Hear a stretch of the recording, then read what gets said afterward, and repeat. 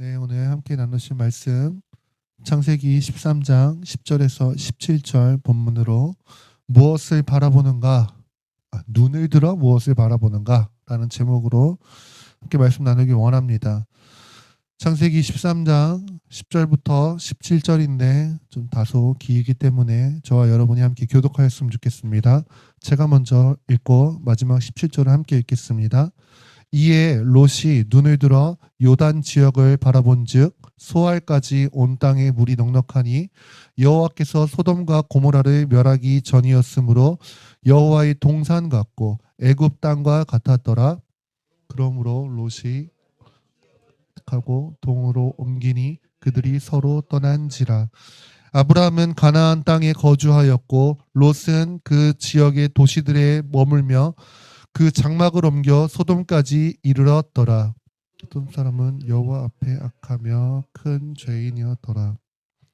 롯이 아브라함을 떠난 후에 여호와께서 아브라함에게 이르시되 너는 눈을 들어 너 있는 곳에서 북쪽과 남쪽 그리고 동쪽과 서쪽을 바라보라.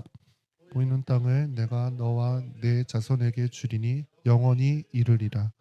내가 내 자손이 땅의 티끌 같게 하리니 사람이 땅의 티끌을 능히 셀 수 있을진데 내 자손도 세리라. 너는 일어나 그 땅을 종과 횡으로 두루 다녀보라. 내가 그것을 내게 주리라. 아멘. 아멘. 네. 이제 창세기 12장에서 아브라함이 눈에 보이는 위기에 따라서 애굽에 갔다가 하나님을 배우게 되죠. 그러고 나서 이제 다시 베델로 돌아와서 하나님 앞에 예배를 드리고 그 다음에 일어나는 일입니다. 하나님이 아브라함을 축복하셔서 아브라함의 소유가 많아졌습니다. 가축도 많아졌고, 그러니까 따르는 이제 그 가축을 키우는 목자들도 많고, 근데 아브라함만 재산이 있는 것이 아니라 함께 따랐던 조카인 롯도 기르는 가축들이 있었습니다. 그래서 어떻게 보면은 한 집안이기도 하지만 또 두 집안이기도 한 것이죠. 그러니까 두 집안이 같이 함께 다니기에는 이제 규모가 너무 커진 거예요. 목축업을 한다는 것은 지금처럼 이렇게 농장을 지어놓고서 계속 있는 것이 아니라 자연 상태에 있는 소나 양이나 이런 것들이, 이런 가축들이 먹을 수 있는 곳으로 계속 옮겨 다니면서 지내야 했기 때문에 솔직히 어디에 있는지 명확하지도 않고 또 제한되어 있는 그런 곳에 이제 두 집안이 함께 있기 어려운 상태가 된 것입니다. 심지어 이제 땅이 좀 좁아지니까 아브라함의 목자들과 롯의 목자들이 서로 다투는 일까지 일어난 거죠. 그래서 아브라함이 야, 우리 가족끼리 이렇게 싸워서 되겠냐? 우리가 서로 이제 좋은 곳을 향해서 가자. 그러면서 아브라함이 뭐라고 합니까? 선택권을 롯에게 주죠. 네가 좌하면 내가 우하고 네가 우하면 내가 좌하겠다라고 합니다.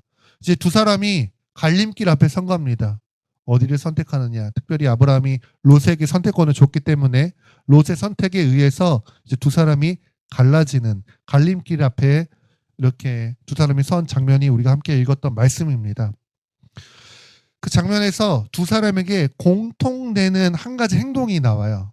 롯에게도 있고 아브라함에게도 있는 공통된 한 가지 행동이 있는데 그게 뭐냐면 그게 뭘까요? 이 보면은 창세기 10장에도 있고 창세기 13장 10절부터 13절에도 있고 또 14절에서 17절에도 있는 롯이 한 행동과 아브라함이 한 행동 중에 똑같은 표현이 있습니다. 그게 뭐냐면 눈을 들어입니다. 눈을 들어. 10절에도 보면 이에 롯이 눈을 들어 요단 지역을 바라본즉 이라고 이야기하고 있고 14절에도 롯이 아브라함 떠난 뒤에 여호와께서 아브라함에게 이르시되 너는 눈을 들어 너 있는 곳의 북쪽과 남쪽 그리고 동쪽과 서쪽을 바라보라 라고 말씀하시는 이 눈을 들다라고 하는 이제 두 가지, 한 가지 행동이 두 사람에게 공통되게 나오는 것이 등장합니다. 눈을 든다는 게 무슨 뜻입니까? 눈을 들어. 어떻게 듭니까? 눈이 뭐 땅에 떨어져 있습니까? 눈 똑바로 들어! 그러니까 눈에 든다는 것은 이렇게 바라보고 있던 것이 있을 거 아니에요. 그것을 시선을 이제 새로운 것을 향해서 다시 주목해서 보라는 거예요. 새로운 것들을 봐라. 특별히 이제 성경에 눈을 들어 이런 표현이 많이 등장하는데 기존에 바라보고 있던 것에서 새로운 것을 향해서 시선을 돌리라 이런 의미입니다. 근데 이제 똑같이 눈을 드는 행동이었는데 롯과 아브라함이 한 눈을 드는 행동은 완전히 다른 것이었습니다. 그리고 결과도 완전히 다른 것이었는데 우리 롯부터 한번 살펴보죠. 롯의 눈을 드는 것은 무엇이었는가 했을 때 롯이 한 행동은 이제 창세기 13장 10절부터 13절까지 나오죠. 롯은 이전까지 뭘 바라보면서 걸어왔냐면은 삼촌이 하는 걸 보면서 걸어왔습니다. 아브라함이 하는 대로. 그래서 롯은 사실은 삼촌이라고 하지만 아버지 돌아가시고 아브라함이 아버지와 같은 삼촌인 거죠. 그래서 그 울타리 안에서 가자면 가고 서자면 서고 특별히 아브라함이 본토 친척 아비집을 떠날 때 하나님의 명령으로 믿음에 순종을 해서 그 목숨을 건 한 걸음을 내딛을 때 그때 롯도 따라간 거예요. 근데 롯이 뭐 믿음이 좋아서 따랐다라고 성경이 기록하고 있지는 않아요. 그냥 아브라함 가니까 간 거죠. 그때까지는 아브라함의 영향력 안에서. 그러다가 이제 드디어 롯이 독립할 때가 된 것입니다. 뭔가 한번 할 때가 된 거예요. 사실은 이럴 때가 제일 조심해야 되는 건데, 그렇죠? 독립할 때, 저희 독립할 때 하면 생각나는 게 군대에 있을 때 이제 저는 이제 인왕산을 지키는 부대에 있었는데 두 사람씩 2인 1조로 근무를 나간단 말이에요. 근데 밤에. 근데 이제 제가 쫄병일 때는 2등병이고 막 이럴 때는 1병 얼마 안 됐을 때는 항상 제가 부사수죠. 제가 쫄병으로 가는 거예요. 사수라고 하는 선임이 항상 가고 내가 따라가고 쫄병으로 막 하는 건데 그날따라 어떻게 누가 휴가 가고 이래서 제가 1병인데 저보고 사수를 하라는 거예요. 저보다 후임을 데리고 근무를 나가라는 거예요. 저 처음 독립한 거죠. 독립한 거예요. 그래서 얼마나 기분이 좋았는지 막 그 인왕산을 걸어가면서 근무지로 갈 때마다 막 후임이랑 계단 하나 올라갈 때마다 갈바바 하면서 올라가자 하고 막 놀면서 올라간 거예요. 그러고 있다가 그 다음 근무지를 향해서 이렇게 이동하는데 내려가 막 신나게 내려갔어요. 막 신나게 막 기분 좋게 내려갔어요. 근데 딱 근무지를 딱 내려갔는데 거기는 이제 그 다음으로 옮겨간 곳은 이제 교통초소였어요. 인왕 스카이웨이 그 앞 입구에 있는 교통초소인데 뭐가 허전한 거예요. 뭐가 허전하지? 뭐지? 총을 놓고 온 거예요. 그 전에 총을 놓고 온 거야. 군대 안 가신 분도 이제 총을 놓고 왔다고 하면 뭔가 심각하다는 거 이해하시죠? 완전히 뭐 있을 수 없는 일이 일어난 거예요. 그래서 막 달려오려고 하는데 막 선임이 그 다음 근무지에 가 있고 막 해서 막 하여튼 그날 정강이 맞았던 기억이 나는데 조심해. 독립할 때 조심해야 됩니다. 독립할 때 들뜨고 실제로 제가 들떴던 거죠.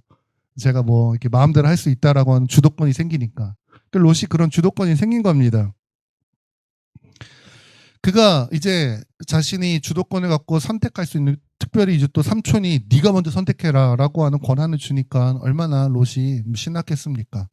롯이 이제 그때 눈을 들어서, 그전에는 삼촌 뒷고무니만 쳐다보다가 삼촌 울타리만 쳐다보다가 이제는 내가 할 수 있어? 내가 하면 돼? 그래, 나도 클 만큼 컸지. 그래서 눈을 들어서 보았는데 뭘 보았다고 합니까? 요단 지역을 바라봤다라고 이야기합니다. 설명 그대로예요. 물이 넉넉한 곳이었습니다. 그래서 땅이 비옥한 곳이었어요. 그래서 롯이 보기에 여호와의 동산 같았다라고 표현합니다. 여호와의 동산 같았다라는 건 무슨 말입니까? 에덴 같았다라는 거죠. 근데 이제 낙원 같았다라는 표현이에요. 낙원 같았다. 그러니까 뭐 우리가 뭐 예수 안 믿는 사람도 여기 천국이다 막 이런 말 표현하잖아요. 그 사람들이 진짜 천국의 의미를 알아서 천국 이야기하는 게 아니라 천국 하면은 좋은 곳, 낙원 같은 곳 이런 의미죠. 지금 롯이 봤을 때 천국 같은 거예요. 그리고 또 어떤 곳 같았다라고 얘기합니까? 애굽 땅 같았다라고 이야기합니다. 애굽 땅은 당시의 당대에 가장 잘 사는 나라 중에 하나입니다. 비옥한 나라, 문명이 발생하고 발전한 나라. 그러니까 화려하고 살기 좋아 보였다라는 겁니다. 근데 여러분, 애굽이 가지고 있는 성령의 영적인 의미가 무엇입니까? 우상을 섬기는 나라이고 세속을 상징하는 그런 것이 애굽이란 말이에요. 그러니까 지금 롯이 봤을 때 그 요단강 편에 있는 요단 지역이 두 가지로 표현되게 보이는데, 하나는 여호와의 동산 같고 하나는 애굽 땅 같다라는 거예요. 근데 이 두 가지는 사실은 동시에 있을 수 있는 겁니까, 없는 겁니까? 없는 거예요. 여호와의 동산 에덴은 원래는 어떤 의미예요? 하나님의 임재가 있는 곳, 하나님과의 가장 그 어떤 것도 망가지지 않은 하나님과의 관계가 가장 회복된 곳, 하나님의 완전한 통치와 다스림이 있는 곳이 에덴이고, 애굽은 그것과 정반대에 있는 곳이에요. 하나님을 거절하는 곳, 하나님 없이 살아가는 곳, 세상 우상이 가득한 곳이 에덴인데, 지금 롯이 봤을 때 요단이 좋아 보였는데 여호와의 동산 같았고 애굽 땅 같았다라고 이야기하는 겁니다. 그러니까 지금 롯이 여호와의 동산을 어떻게 생각하는지가 보이는 거죠. 여호와의 동산에 아까 제가 말씀드린 것처럼 그냥 여기가 천국이다. 술 좋아하는 사람한테는 어디가 천국입니까? 술 마음껏 마실 수 있는 곳이 천국이죠. 게임 좋아하는 사람한테는 게임 마음껏 할 수 있는 곳이 천국이죠. 죄 짓는 거 좋아하는 사람은 죄 지을 수 있는 곳이 천국인 거고, 하나님 사랑하는 사람은 하나님의 임재가 있는 곳이 천국인 거고, 다 각자 생각하는 천국이 다르단 말이에요. 근데 롯은 지금 여호와의 동산이라고 말한 그곳에 하나님의 임재가 있는 곳, 하나님의 통치와 다스림이 있는 곳이라고 생각하지 않았던 거예요. 그냥 세속적인 자기의 만족을 채우는, 자기의 보기에 좋은 곳이라고 생각했던 겁니다. 하나님 나라를 오해하고 있는 거죠. 사실 여호와의 동산은 하나님의 나라입니다. 근데 롯은 하나님의 나라를 오해하고 있었어요. 하나님의 나라가 애굽 땅 같은 곳이라고 생각한 겁니다. 자기가 봤을 때 비옥하고 살기 좋고 자기를 만족시킬 만한 곳이라고 생각했던 거예요. 하나님의 나라를 오해하니까 이제 여기서부터 롯의 선택이 사실은 어긋나기 시작하는 겁니다. 그래서 롯이 하나님의 나라를 그냥 자기를 만족시키고 자기한테 이익이 되고 유익이 되는 곳이라고 생각하니까 롯이 뭘 선택한 거예요? 눈을 들어서 뭘 본 거예요? 어디를 가면 나한테 유리한가? 어디를 가면 나한테 이익이 되는가? 이것만 바라본 겁니다. 이익만 쫓은 거예요. 이 행동에 있어서 이 행동을 결정하고 이 행동의 주인이 되는 것은 롯이었습니다. 여기에는 하나님의 개입하심이 있습니까? 없습니까? 전혀 없어요. 오늘 이 본문 말씀 자체에서 오늘 이 과정에 하나님의 개입하심이 없습니다.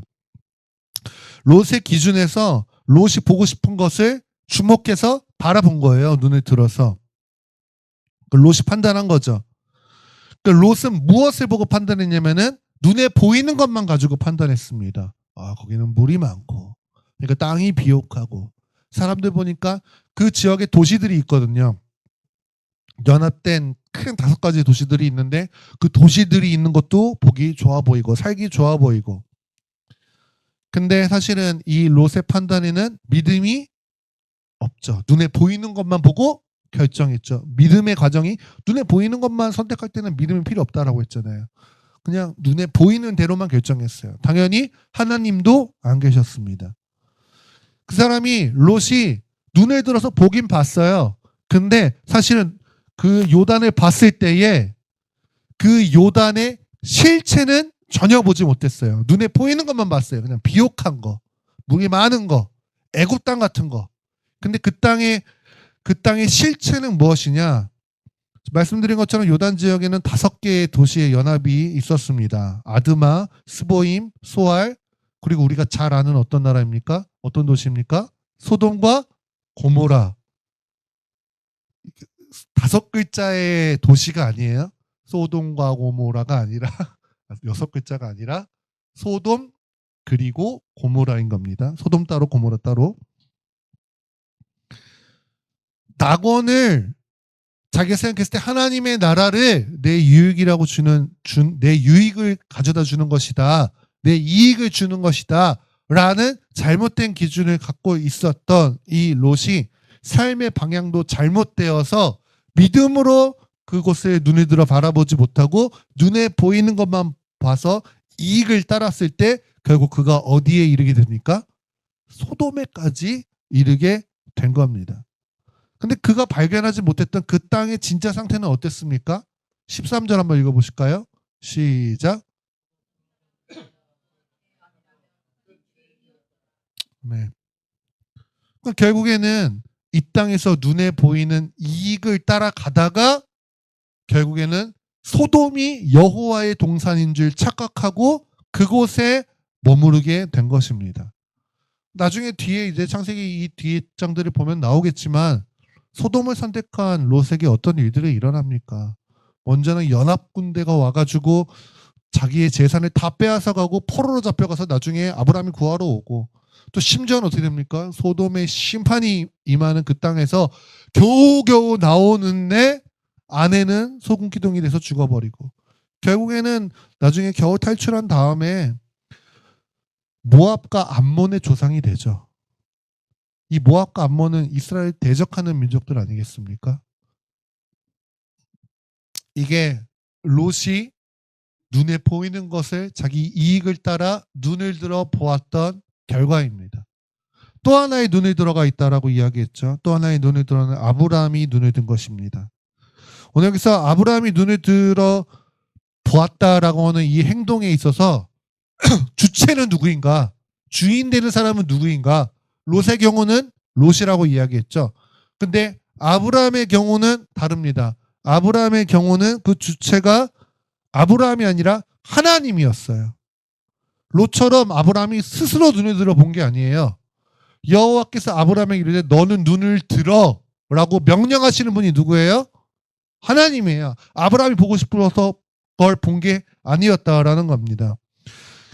그에게 보라고 명령하시는 분도 하나님이시고 무엇을 바라볼지를 알려주시는 것도 하나님이시고 가르쳐 주시는 것도 하나님이었다라는 겁니다. 그래서 오늘 우리가 하나님이 우리를 보게 하시기를 소원해야 됩니다. 아멘? 우리가 보고 싶은 거를 어릴 때는 어떻습니까? 자기가 보고 싶은 걸 보려고 해요. 근데 그 자기가 보고 싶은 것이라는 것은 결국 내가 추구하는 이 땅에서 나를 달콤하게 할 것 같은 그 무언가이란 말이에요. 근데 어떻게 보면은 아브람도 그런 사람이 아주 아니었다라고 볼 수는 없죠. 눈앞에 보이는 것에 움직이는 사람이었죠. 근데 이제 아브람이 하나님의 다루심을 겪어가면서 이제 그런 것들을 중단하고 그랬기 때문에 사실은 롯에게 네가 먼저 선택해 라고 하는 양보를 할 수도 있었고 그런 다음에 아브라함이 이제 하나님이 보게 하시는 것을 보는 사람이 된 것입니다. 그래서 우리 가운데에도 이런 기도가 있어야 되는 거죠. 하나님, 내가 보고 싶은 것은 눈이 가려지게 하시고 하나님이 보게 하시는 것들을 보게 하여 주십시오. 우리 자녀들을 위한 기도도 그러기를 원합니다. 그래서 이것을 위해서는 내 욕심, 내 욕망, 내 야망이 처리되어야 되는 거죠. 욕심에 이끌리면은 하나님이 보여주시는 것을 볼 수 없습니다. 제가 누차 말씀드리지만 성령의 음성이 듣는 것에 가장 회방하는 것이 무엇입니까? 내 안에 이 욕심이에요. 욕심이 가득 차 있으면은 예수님 여기 와서 말씀하셔도 아우 주님 그렇죠. 그런데 아니죠? 이렇게 하는 거예요. 그래도 주님 다른 게 있으시죠? 내 안에 이거 이렇게 보게 되는 겁니다.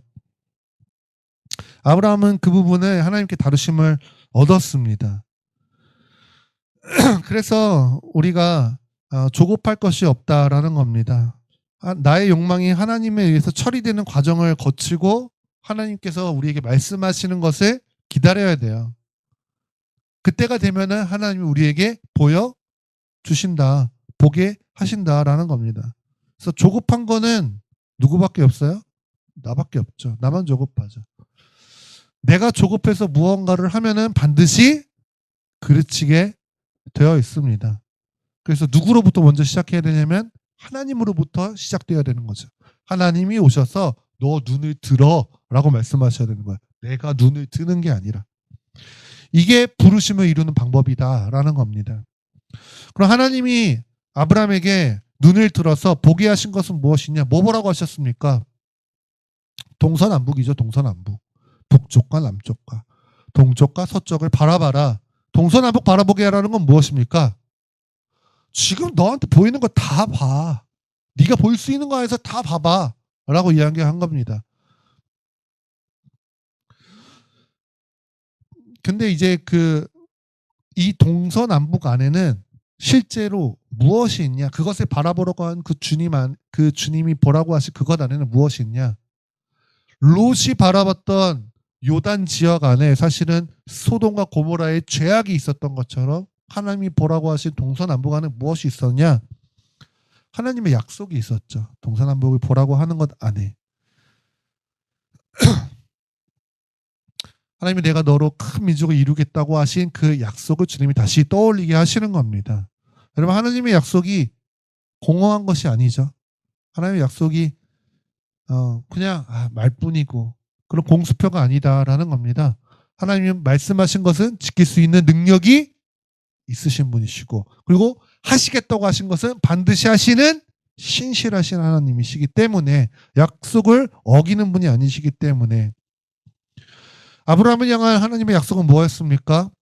사람이 능히 셀 수 없는 땅의 티끌과 같은 많은 자손을 주겠다라고 말씀하시고, 그리고 그 자손에게 네가 보는 그 땅을 주겠다라고 자손과 땅을 약속하십니다.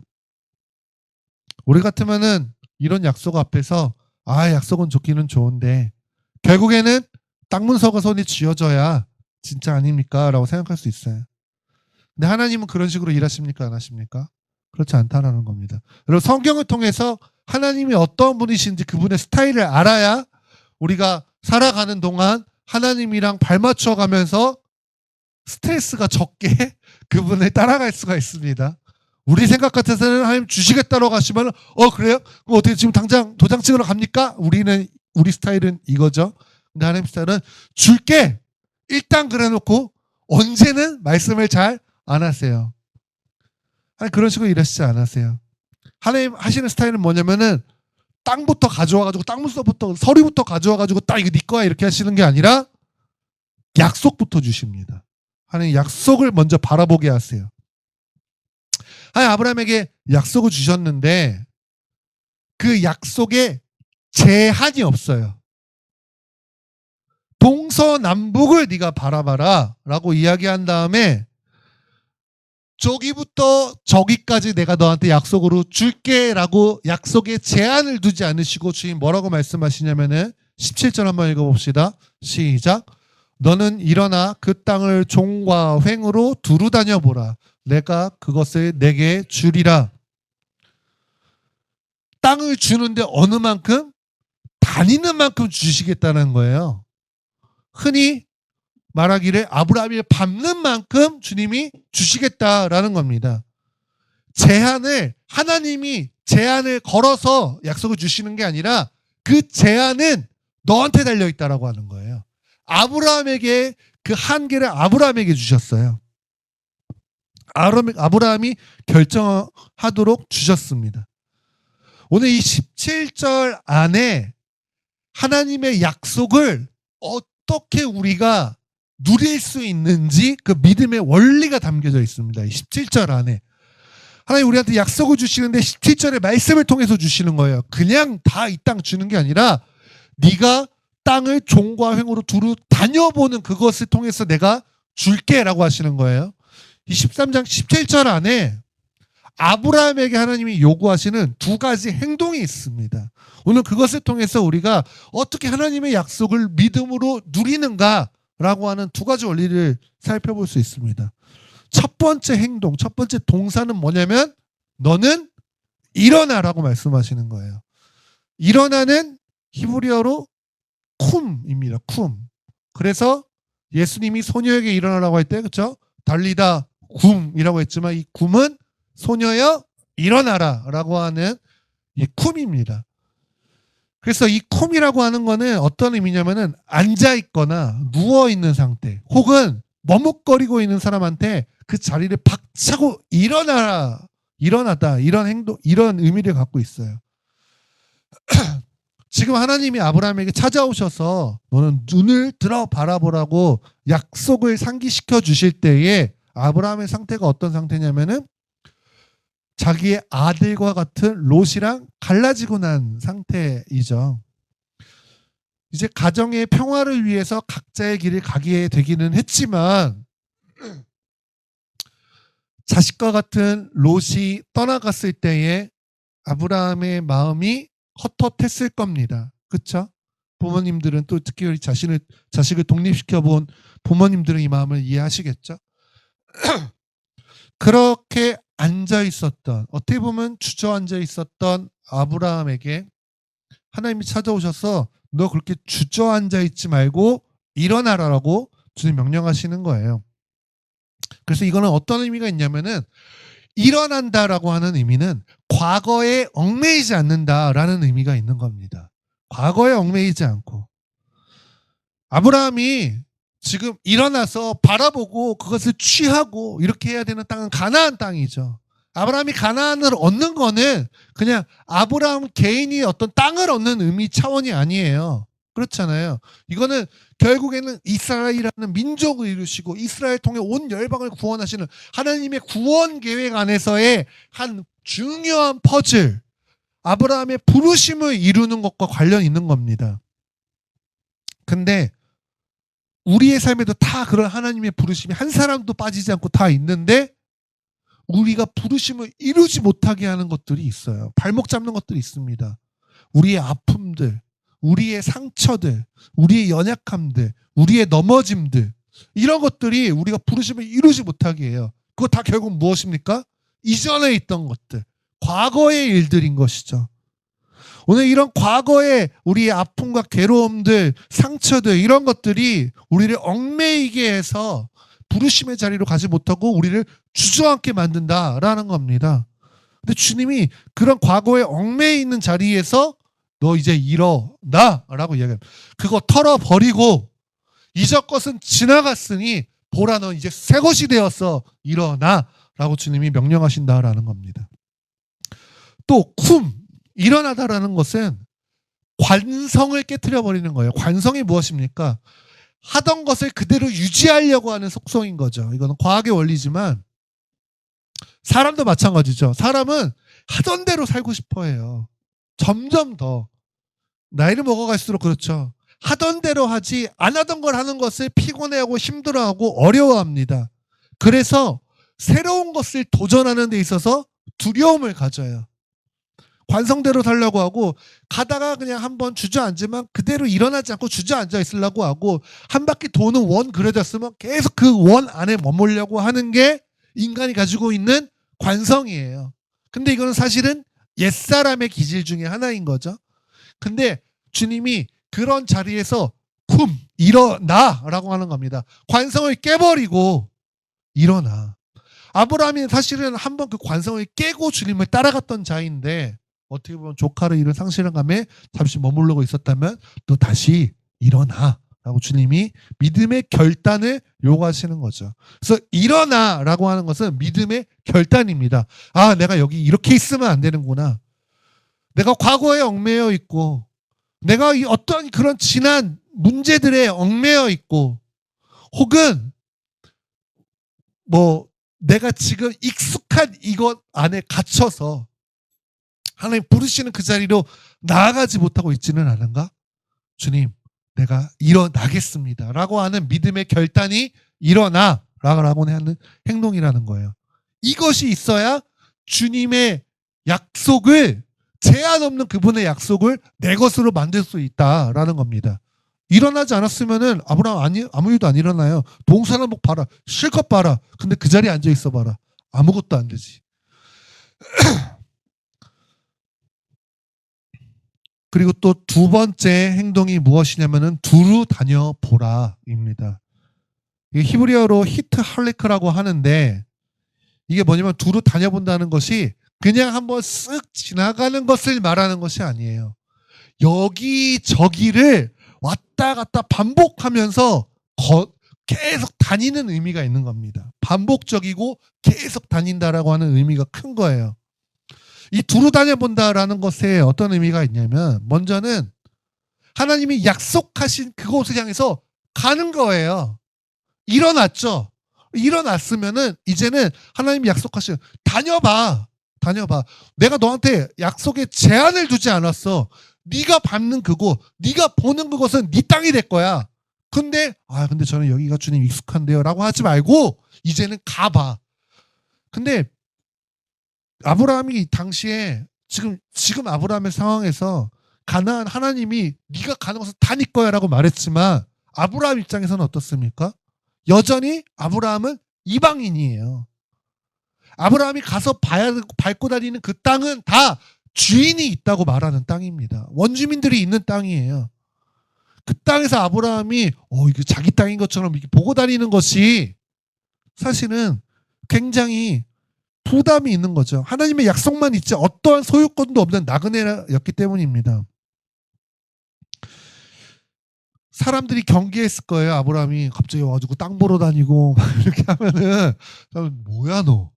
뭔데 와가지고 뒷짐지고 돌아다니면서 여기 땅 보고 다니는 건데 내 땅인데 여기 왜 들어왔어? 이런 시비가 붙을 수도 있고, 이제 그런 일이었는데 하나님께서 가라라고 말씀하시는 겁니다. 두루 다녀보라라고 말씀하시는 겁니다. 그래서 여러분, 아까도 같은 원리지만 하나님 우리에게 뭔가 약속하셨을 때, 뭔가를 말씀하셨을 때 즉각적으로 주시지 않아요. 이 말은 무슨 말이냐면은 하나님 우리한테 약속하셨으니까 우리한테 모든 것들이 어서 오십시오라고 환경을 열어주지 않는다라는 겁니다. 상황이 다 그렇게 일사천리로 열리지 않는다라는 거예요.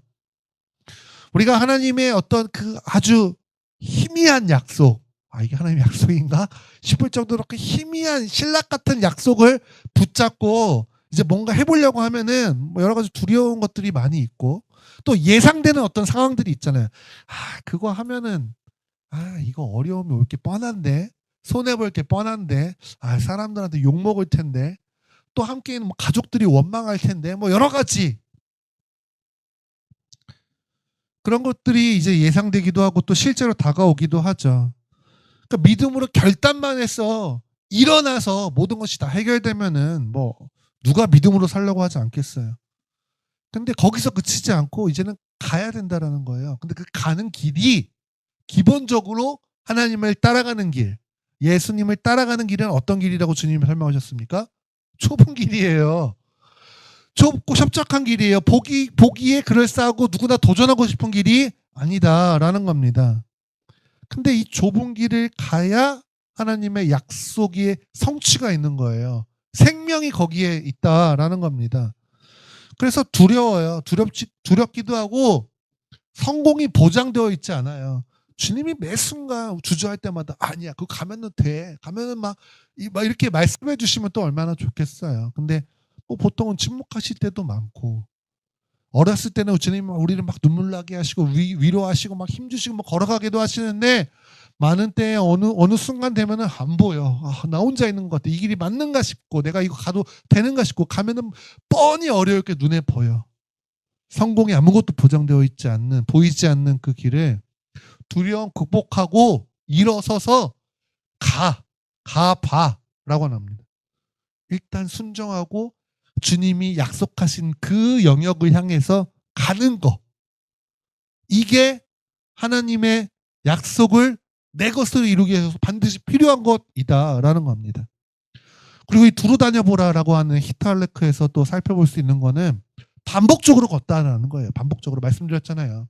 반복적으로 걷는 거예요. 계속 왔다 갔다 하면서 대충 훑어보는 게 아니라, 이건 무슨 말이냐면 흉내 한번 내보는 것 정도로 가능한 게 아니다라는 겁니다.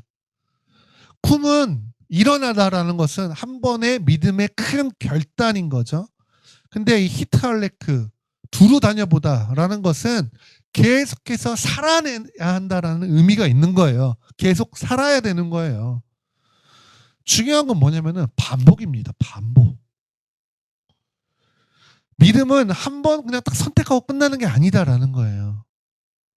계속해서 반복하는 것을 통해 하나님의 나라가, 하나님의 약속이 나한테 실행되기 시작한다라는 겁니다. 하나님의 약속이 결과만 오지 않아요. 우리는 하나님 약속하시면 그 약속대로 짠! 저도 그러면 받을 게 꽤 있는 것 같은데 아니, 하나님의 약속은 결과만 주어지지 않는다라는 겁니다. 하나님 반드시 우리한테 과정을 거치게 하세요. 과정을. 이 과정 가운데 우리가 하나님의 약속이 진짜 이제는 아닌가, 나도 까먹을 정도로 이루어지지 않는 것처럼 보일 수 있는데, 하나님이 이 길어 보이고 때로는, 물론 어느 때는 뭐 갑자기 안 될 것 같은데 갑자기 하실 때도 있지만, 어느 때는 도대체 언제 하나님의 뜻이 이루어지는가, 언제 도대체 돌파가 있고 언제 해결이 되는가, 이런 상황들 안에서 주님이 이런 과정을 통해서 약속을 반드시 이루시기도 하지만, 그 과정을 통해서 우리가 그 하나님의 약속을 받을 만한 사람이 되게 만드신다라는 겁니다. 아멘. 아브라함 같은 경우 뭐였어요? 아브라함의 약속은 믿음의 조상이 되는 거잖아요.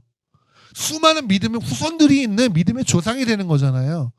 아브라함은 사실은 아직 믿음의 조상이 될 만한 사람이 못 돼요. 연약함이 많은 사람이란 말이에요. 물론 믿음의 조상이라는 말이 연약함이 없는 사람이라는 이야기는 아니지만, 아직은 아브라함도 과정 중에 있는 사람입니다. 근데 하나님이 약속을 주시고 그 약속을 향해서 두루 다녀보라라는 말씀을 향해서, 그것을 통해서 아브라함이 그 약속이 이루어지는 과정을 거치면서 아브라함이 믿음의 조상이 될 만한, 믿음의 자손들을 얻을 만한 사람이 되도록 하나님이 아브라함을 만들어 가신다라는 겁니다.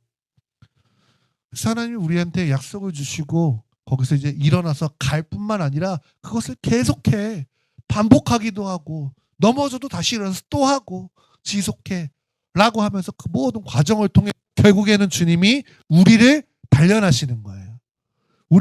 하나님 우리에게 주신 약속들 여러분 다 있으십니까? 대단한 것들 뭐 받으셨겠죠. 오늘 밤에 치킨 줄게, 그런 약속 정도 받으신 분은 아닐 거 아니에요.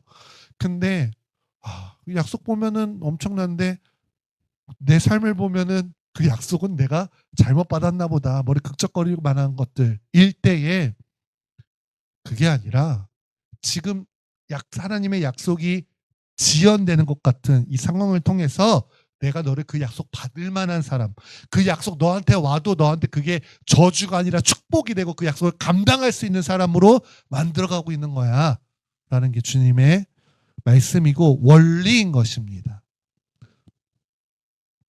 그래서 우리 함께 말씀을 정리하면서 기도하기를 원합니다.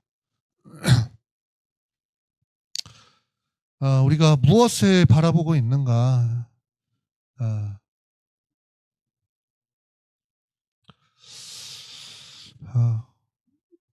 롯처럼 눈에 보이는 거, 현실을 바라볼 수 있죠. 그 현실 안에서 무엇이 나한테 이익이 되지? 무엇이 나에게 유익을 주고, 또 사람마다 다르기도 하지만은 무엇이 나의 야망을 이루어 줄 수 있지? 내가 원하는 것을 줄 수 있지? 이렇게 계산한다면 그것을 따라가는 길은 소돔을 향하는 길일 수 있습니다. 거의 대부분 그렇습니다. 이거는 성공의 여부와는 다른 문제입니다. 그 길로 가면 성공이 있어 보이는 것 같아요. 물이 많아서 비옥한 땅인 것 같습니다. 근데 그것 따라가면 성공이냐 실패냐가 중요한 게 아니라 승리냐 패배의 문제에서 패배할 수 있는 비참한 길이 있을 수 있다라는 겁니다. 성도가 살아가는 삶, 부르심을 이루는 삶은 우리의 지혜와 우리의 계산으로 따라가는 삶이 아니라는 거 여러분 기억하십시오. 하나님 따라가는 게 우리 톡박에서 계산될 정도면 하나님 수준이 사실은 아니신 거겠죠. 하나님을 따라가는 삶이라는 건 우리 눈에 보여지고 계산되는 그 확률을 버리고 하나님의 약속을 따라 사는 삶입니다. 그래서 약속이 있는 그 자리를 따라가는 거예요. 이거 바보 같죠, 사실은. 바보 같은 삶이죠. 근데 그게 성경의 원리 안에서 가장 지혜로운 삶이라는 겁니다. 왜 지혜로워요? 지혜이신 하나님을 따라가는 삶이니까. 그게 사실 제일 똑똑한 삶인 거죠. 그래서 여러분, 여러분의 눈을 들어서 하나님의 약속을 바라보시기를 축복합니다. 아멘. 여러분 삶의 안에 여러분의 야망이 있을 수 있고 또 동시에 하나님이 주신 비전, 소원과 소망이 있을 수 있습니다. 그때 여러분 롯과 같이 야망을 따라가고 이익을 따라가는 것이 아니라 아브라함과 같이 하나님이 보게 하시는 것, 하나님이 주시는 것을 바라볼 수 있는, 그래서 더 나아가서 하나님의 나라를 볼 수 있는. 아브라함은 사실은 하나님의 나라까지는 몰랐을 겁니다. 아직 그에게는 그런 계시가 허락되지 않았던 때이기 때문에. 근데 하나님이 우리에게는 하나님의 나라를 알게 하셨습니다. 아멘. 우리 세대에는 복음을 통해서 하나님의 나라를 알게 하셨어요. 우리는 그것까지 바라봐야 되는 겁니다. 내가 어떻게 되고, 특별히 다음 세대들한테 얘기하고 싶은 거는 뭐 할까를 특별히 크게 고민하지 않아도 됩니다. 지금 꿈을 많이 가지세요. 근데 뭐 할까가 중요한 게 아니라 무엇을 위해 살까가 바뀌면 돼요. 무엇을 위해 살까만 결정되면 뭘 해도 돼. 너희들이 하나님의 나라를 위해서 살기로 결정했으면 무엇을 해도 주님이 여러분의 삶을 이끄실 거예요. 그래서 주님이 원하는 그 자리를 가게 하실 겁니다. 그래서 그 방향을 무엇을 위한 것인가를 바로 정하길 바랍니다. 그래서 오늘 이 시간 우리 함께 하나님이 부르시는 이 부르심의 여정을 향해서 주님이 말씀하시는 대로 눈을 들어 바라보고 또 먼저는 일어나기를 결단하는 기도하기를 원합니다. 하나님 내게 주셨던 그 약속, 하나님 내게 말씀하신 것, 더 나아가서는 하나님의 나라를 향하여서 너의 삶을 드리라. 하나님의 나라를 향하여서 주의 다시 오실 길을 향하여서 드리라고 한 모든 성도에게 해당하는 이 부르심에 있어서 주님, 내가 주저앉았었던 것들이 있다면 주님 이제는 결단하고 일어나겠습니다. 주님, 여전히 나는 이렇게밖에 안 돼. 나는 이렇게 실패한 사람이야. 나는 그럴 자격이 없는 사람이야. 나는 너무 지쳤고 나에게는 정말 나를 지금 주저앉게 만드는 것들이 너무 많아 라고 하는 여러 가지 이유들이 있을지 모르겠지만 하나님 말씀하시는 거예요. 어차피 그거 이루는 건 네 능력으로 되는 거 아니잖아. 그냥 일어나. 주님 그렇게 말씀하실 때, 예 주님, 제가 주님의 그 말씀에 아멘하고 순종하기를 원합니다. 내 삶의 유익을 위하여, 야망을 위하여 눈에 보이는 것을 따라가는 것이 아니라 하나님 내게 말씀하신 그것을 향하여 믿음으로 예 주님 아멘하고 일어나고 결단할 수 있는 우리의 삶이 되게 하여 주시옵소서. 주의 이름 부르며 함께 기도하며 나아갑시다. 주여